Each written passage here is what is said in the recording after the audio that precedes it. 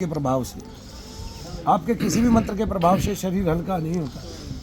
उत्तरोत्तर जो बीमारी है उसको बढ़ी हुई नज़र आती है और उसके शरीर के दर्द बढ़ जाते हैं, बाहर बढ़ जाते हैं, जम्भाइयाँ आने लगती है ऐसे मानसिक जप करने से। तो समझो कि उसको नेगेटिविटी है। इसको अब पूर्ण रूप से ऐसे ही बताइए आप, जैसे मैंने बताया। When you are sitting properly in one asana, closing your eyes, closing your mouth, and shut your tongue, and when you are just mentally that Om Namah Shivaya Om for almost 5 to 10 minutes, you will feel different vibe in your body. That's if you are affected with negativity, then your body weight increases inside. You feel like that something is rotated inside your body. Some sensation feel something like that. You are feel sensation in your head, in your legs, in your hands. That means that you are affected with the spirit. That means that you are affected. And your pain increases. Your pain increases in particular places. In particular places. That means that और मत places whole body हाँ, almost to the alimentary canal. Almost to the alimentary canal from mouth to the anal opening. That is the main bar bar reason. आपको जम्भाई आएगी, इसको ही बोलिए। That is the main reason where the spirit sit in your alimentary canal. That is the main place. Then, and you should feel like that nausea, vomiting. You should feel like that nausea, vomiting, and that means that you are affected. And before go to the doctor, you should first visit to the Sanidham, and that you should clarify anywhere from any part of the country that you are spirit affected. That is confirmed. Whether you should not come to the Sanidham, it is not a problem. You should go anywhere. That you said it is a good place for spirit removal. But I think that it is not a fixed proper place. That in other place you should will be treated well, or be treated well. You should come to the Sanidham. There are so many world guru in the India and worldwide. And what is the difference between Param Pujaniya, Gurudev Manu Bhaiya and others? Because they can remove the negativities and spiritual guru also there. What is differences between? Why? I think that Dharma Guru is that person. First of all, we have a misconception that we should not differentiate between the Dharma Guru and Kathavachak. In India, most of the people who are saying that I am a dharmic leader, most of the people saying that I am a sage, I am a sant, that is they are a Kathavachak. They are not a proper Dharma Guru. Because in my sense, Dharma Guru is that person who have removed spirit of the person, who have teach people yoga, and who have promoted, Ayurvedic. The people to the Ayurveda. How to live healthy, hygienic, that is the Dharma Guru. But in most of the part of the country, you are seeing that the people are just only doing katha. One thing is here most important, like Shankaracharya as well as in the Bharata, India, there is also removed. Why? Because Shankaracharya Pitheshwar, he always sit inside his ashrama. He never came out from his ashrama in mass movement of the people, between the Hindu peoples. He doesn't वो हमें want... धर्म ग्रंथों का ज्ञान बताते हैं, जी, उसको फैलाते हैं, उसको spread he is करते हैं। he only spread the knowledge of Veda, Puran, but he doesn't come in the mass of the people. He actually doesn't ask the people, what is the problem? What is the problem that you should prohibit to follow your dharma? That you are seeing that in most of the Only places. one person, Yeshu Masih, Isu Masih. Only one person Yeshu Masih, like Manu भैया जैसे वो remove करते हैं spirits को, ऐसे वो remove करते थे। इसके अलावा और कोई उदाहरण देखने में नहीं आता। There is और जो स्पिरिट्स रिमूवर बताते हैं अपने आप को, उनसे स्पिरिट्स कभी शरीर से निकलती नहीं है। वो धागे बांधते हैं आपको और अपने मंत्रों से आपको प्रभावित करते हैं, जल देते हैं, और लेकिन उस स्पिरिट्स का जो अच्छा हाल है वो नहीं होता कभी भी। ठीक है ना? तो जैसे हम तो करके दिखा सकते हैं कि एक स्पिरिट्स किसी के अंदर है, हम उसका भाव बदल रहे हैं, हम उसको सात्विक बना रहे हैं, हम उसको अच्छा बना रहे हैं, वो नहीं बता सकते ऐसे। इसके अलावा जो जब आप यीशु मसीह के लोक में जाएंगे, जो उनको जगह मिली है, स्थल मिला है, स्थान मिला है, ठीक है, शरीर छोड़ने के उपरांत, तब आप वहाँ जाते हैं तो वहाँ आप देखते हैं बहुत सारे स्टार्स हैं, चमकीले स्टार्स हैं। तो वो चमकीले स्टार्स यही हैं कि वहाँ पे बहुत सारी आत्माएं वो हैं जिनका उन्होंने उद्धार किया था। ये रोशनी है, ये तेज है, और ये हमारी कल्पना से बाहर की बात है। हम भी वही गति है, हम भी वो घूमता हुआ तारा है, हम भी वो स्टार है, बस हम अपने आप को देख नहीं पा रहे हैं। जब जीते हुए जागृति हमें इस बात की हो जाएगी, और जिस दिन हम उसको देख लेंगे उस दिन हमारे शरीर में कोई अन्य ठहरेगा भी नहीं। बात यह है, क्योंकि उसको देखने तक जो हम सीढ़ियाँ पार करेंगे तब तक हमारे शरीर की बाधाएं सभी नष्ट हो जाती हैं। किसी भी महात्मा को प्रेत आदि नहीं आते हैं, बुखार आदि भी नहीं चढ़ते हैं। क्यों नहीं चढ़ते हैं? शरीर के रोग नहीं आते हैं। क्यों नहीं आते हैं? क्योंकि वो एकांत सेवन करते हैं। जो जितना एकांत सेवन करेगा, और ये हमें क्यों आते हैं, ग्रस्तों को क्यों आते हैं? कि ये लोग जो है कई बार क्षमता से अधिक शरीर से कार्य लेते हैं।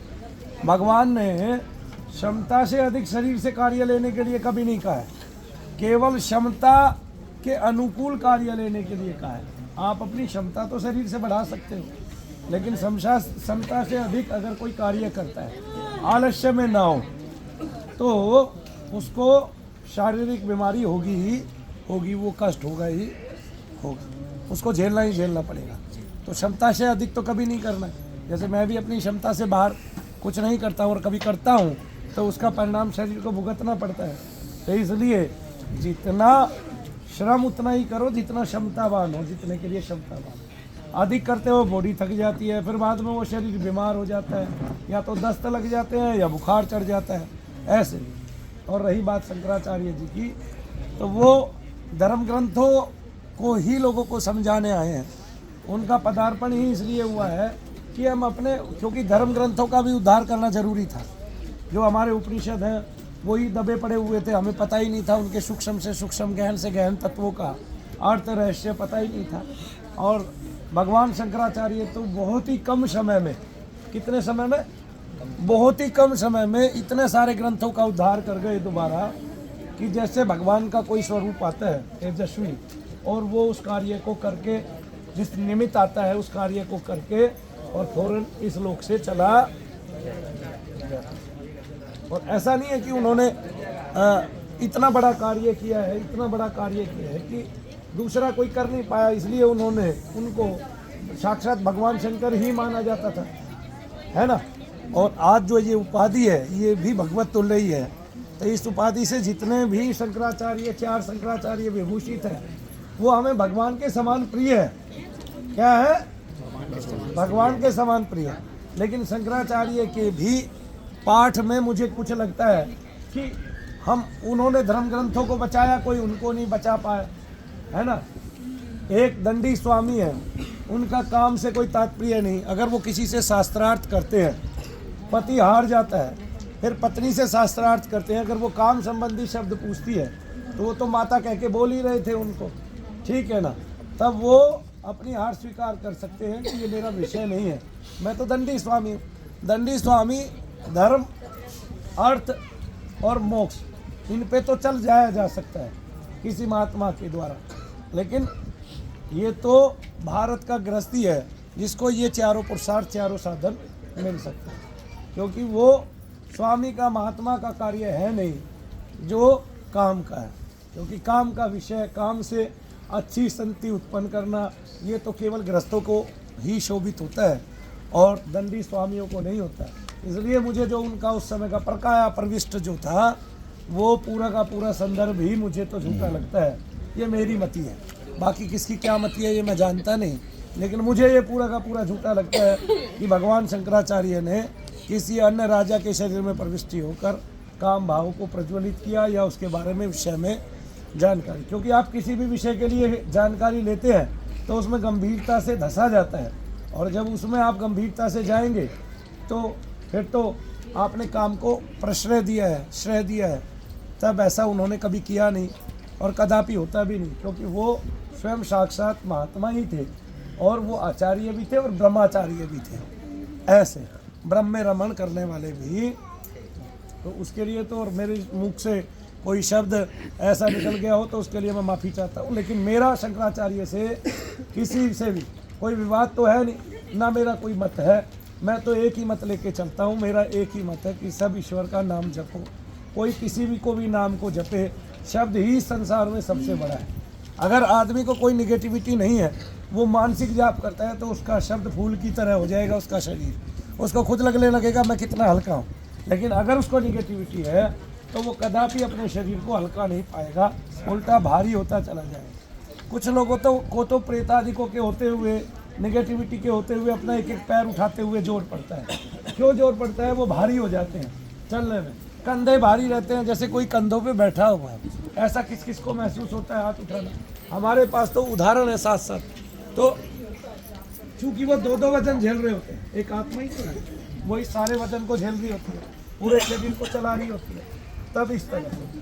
तो मैं तो ये चाहता हूँ कि ये अध्याय ही हटा दिया जाए कि उन्होंने परकाया प्रविष्ट किया, और परकाया प्रविष्ट किया तो फिर आज के भी शंकराचार्य परकाया प्रविष्ट करें और शासन को अपने हाथ में ले, शासन को अपने हिसाब से चलाए। क्योंकि अब उनको ये इससे भी वर्जन होने लगा है कि शासन ठीक नहीं चल रहा है। पीछे राम मंदिर का जब मुद्दा आया था तो शंकराचार्य जी बोल रहे थे कि शासन ठीक से नहीं चल रहा है।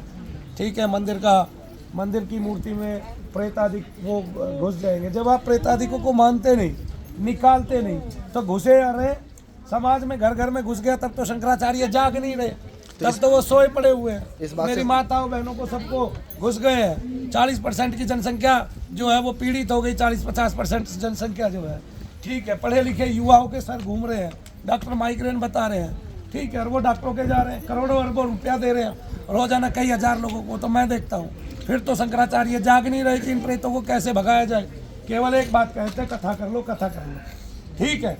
महाराज मैं ये कह रहा हूँ, आप कथा करके 10 के भगा के दिखा दो तो हम कर लेंगे। बिल्कुल नहीं समझा? आप कोई भी मंत्र पढ़ के सबके आगे 10 के भगा के दिखा दो तो हम कर लेंगे। ऐसे अनुरूप चला दो तो फिर सबको वही विद्या सिखा दो, वैसे ही डॉक्टर बना दो, करो तो सही। लेकिन करके दिखाने वाला भाई मैं तो देखता हूँ जागता ही नहीं, कोई मिलता ही नहीं मुझे। तो कितने ही महात्मा हो और जो कहता है मैं सन्यासी हूँ, मुझे तो अब उस सन्यास पे भी वो होने लगा। जो भी कहता है मैं सन्यासी हूँ वही समाज में रहता है, वही सबको बेटा बेटी कहता है, वही गृहस्थों के हाथ के कपड़े पहनता है, वो एसी में भी रहता है गृहस्थों के हाथ के बने हुए, उसके मकान है, बड़े बड़े आलीशान बंगले हैं, गृहस्थों के हाथ के बने हुए आसन है, किसी पे सोना लगा हुआ है। वो तो कोई जंगल में रह ही नहीं रहा, किसी के पास मृग चर्म है ही नहीं, कोई उसमें बैठ के अपना भजन कर ही नहीं रहा, किसी की जंगल में झोपड़ी नहीं उसके हाथ की बनाई हुई नहीं। तो मैं तो आजकल तो सन्यासी को भी सन्यासी ही नहीं मानता। उसने तो सब जो लिया हुआ है सब ग्रस्तों से लिया हुआ है, सबको बेटा बेटा करते हैं। और जब भगवान ही सन्यासी नहीं है तो तुम कौन सन्यासी हो? भगवान के ही सब बेटे हैं, वही ग्रस्त है, तो हम सब भी ग्रस्त। तो सबके अपने अपने मत है। मनु भैया जी का तो मत ही टेढ़ा है, ठीक है।